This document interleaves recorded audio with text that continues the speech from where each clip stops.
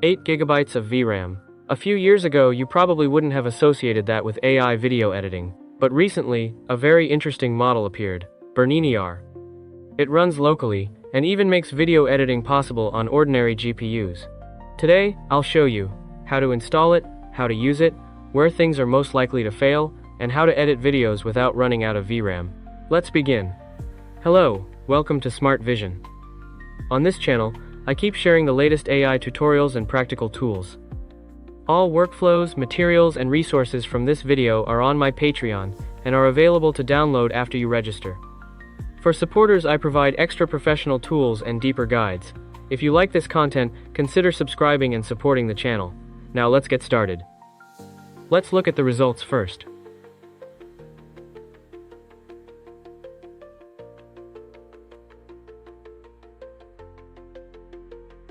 Okay. At least from the output, it looks promising.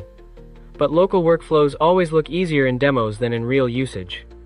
So next, let's start with the installation and see what it's really capable of on 8 gigabytes of VRAM. First, we need to install ComfyUI. Simply search for ComfyUI and install the version that matches your system. Once that's done, open the workflow I provided.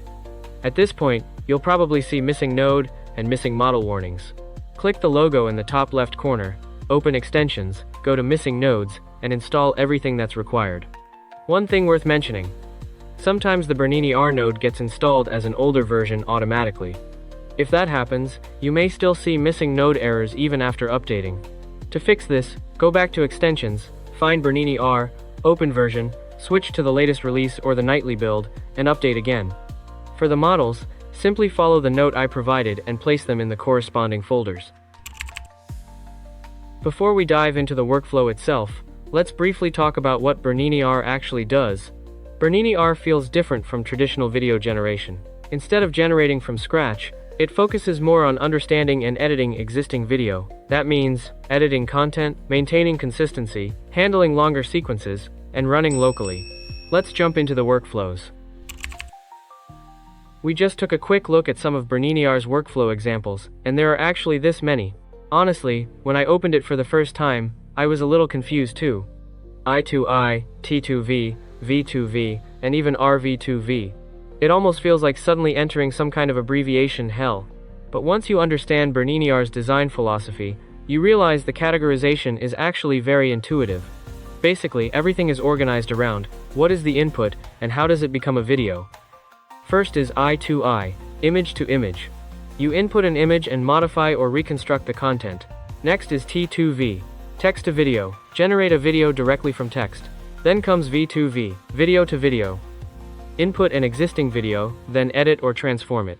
And finally, RV2V, reference video to video. This is where things start getting interesting. Besides the video itself, it also uses additional reference information to control the output, making characters, motion, or style more stable. Once you understand these four categories, the remaining workflows suddenly become a lot less intimidating. At this point, some people may wonder, didn't we just say BerniniR is more focused on video editing? Then why does it still have I2I and T2V? Actually, video editing doesn't always have to start from video. A lot of the time, people first use images to establish characters, generate assets quickly with text, and then move into video editing afterward. So the key idea of BerniniR isn't the input format. It's that different types of input all eventually connect into the same controllable video pipeline. Once you understand this, the rest of the workflows become much easier to follow. But here, I'm not going to break down every workflow one by one. Because although there seem to be many of them, the structure is actually very consistent. You can think of it as continuously adding more input sources onto the same underlying skeleton. The most basic one is T2V, no source input at all. It creates an empty latent and lets the model generate starting from text. If you're familiar with video workflows, you'll notice this is actually very close to a standard 2.1 video generation pipeline. Next are I2I and V2V. Their overall structures are actually very similar. The only difference is the source material. I2I takes images. V2V takes videos. The source is first encoded, then injected into the generation pipeline for editing. And finally, RV2V. On top of the video, it adds an additional reference image. This creates two source streams controlling the result at the same time. So structurally, it's basically blank generation, add image, add video, add reference control. The core generation process barely changes. You're simply injecting more context into the system. Once you understand this structure, the later nodes and parameters become much easier to understand. Next, let's look at how to use these workflow nodes and where people most commonly run into problems. Using RV2V as an example, first, choose an image as the reference image, then choose a video as the target video. The goal is to modify the target video using the reference image.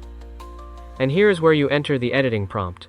You can also adjust the output video resolution here. Make sure the reference image uses the same resolution as well. Otherwise, it will end up looking like this. Okay. Now let's move on to the two most important nodes inside BerniniR: source stream and guider. Of course, the other nodes matter too, but the ones you'll actually spend time tuning are mostly these two. Well, I guess that was kind of obvious. Let's start with source stream. There's an important parameter called source ID. Its job is actually very simple. It tells the model where this piece of information comes from. For example, in RV2V, source ID equals 1 is usually the source video. Source ID equals 2 is usually the reference image. The model uses different source streams to understand which parts should preserve original motion and which parts should follow the new character or style. So if you see two source streams in a workflow, don't assume it's complicated. At its core, you're simply giving the model an extra source of context. Now let's look at guider. At first glance, it can feel overwhelming because there are a lot of parameters, but in practice, most of them rarely need adjustment. First, just set mode to auto. It automatically selects the proper mode based on the number of connected streams. One parameter worth paying attention to is APG. In plain language, it controls how much freedom the model has. The stronger it is, the more the model preserves original content. Creativity decreases, but stability increases. Then we have the three most important parameters: omega V, omega I, and omega TI. Omega V controls how much original video content is preserved. If motion drifts or scenes deform, increase this. Omega I controls reference image influence. If characters don't resemble the reference image or outfit consistency is weak, increase this. Omega TI controls text prompt strength. If prompts barely have any effect, raise this value. It's actually easy to remember. V equals video, I equals image, TI equals text. As for eta, momentum, and norm threshold, leave them alone for now. The defaults are usually stable enough. The later omega scale and boundary settings mainly matter for the 14B model. For 1, 3B, you can mostly ignore them. Once you understand these parameters, you've basically understood BerniniR's core tuning logic. Enough theory. Now it's time for the most enjoyable part, testing. Actually, while explaining the parameters earlier, I already showed some representative examples, but those were mainly for demonstrating parameter effects. Now let's get a little more serious. Let's look at actual usage results. First, T2V. This part is straightforward. We simply input text and test pure generation capability. For example, a girl standing on a rainy Tokyo street, the camera slowly pushes in, neon reflections glowing on the ground. We'll mainly observe three things: visual quality, motion stability, and temporal consistency. You can see that, aside from the resolution not being very high, the result handles the rainy street scene really well, especially the reflections of the rain on the street surface.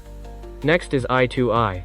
Input a character image, then modify the style through prompts. For example, keep the original pose and composition, change daytime into sunset, and turn the clothing into a cyberpunk style. Let's see whether it truly preserves original information, or just regenerates everything. As we can see, its editing capabilities are quite strong and completely match the description. But honestly, a lot of models can already do T2V and I2I. That's not the part I care about most. What's really interesting is video editing capability. So next, we'll focus on V2V and RV2V. This is where we find out if it's actually a local Omni system, or just another video pipeline. First, V2V. Input an existing video. For example, a person walking in a park. Then use prompts to change the scene into winter, add snowfall, while preserving character motion and camera movement as much as possible. What we're testing here is it actually editing, or simply regenerating? It perfectly captures the character while successfully preserving both the original motion and the camera movement, all wrapped up in a beautiful, snowy atmosphere. Finally, RV2V. This is also the workflow I find the most valuable.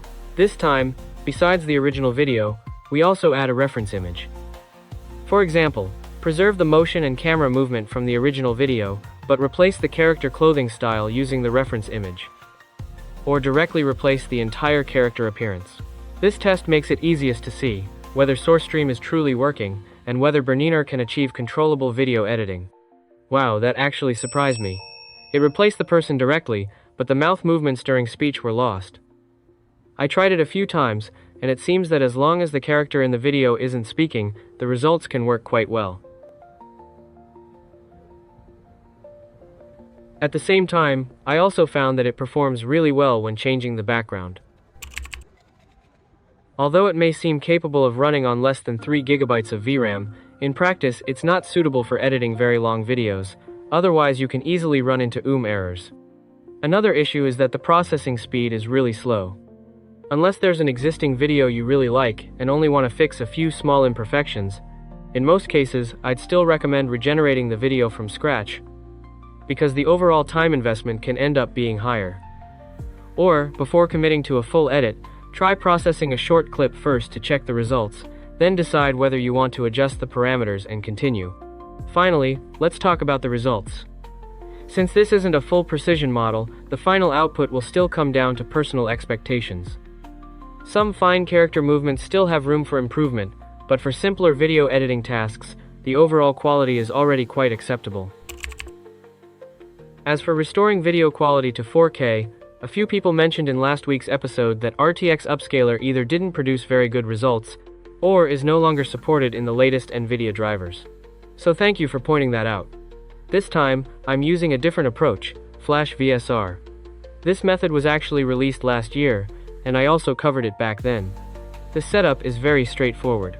Just download the required nodes and model, select the tiny long version for long video support, and make sure to enable model offloading before running.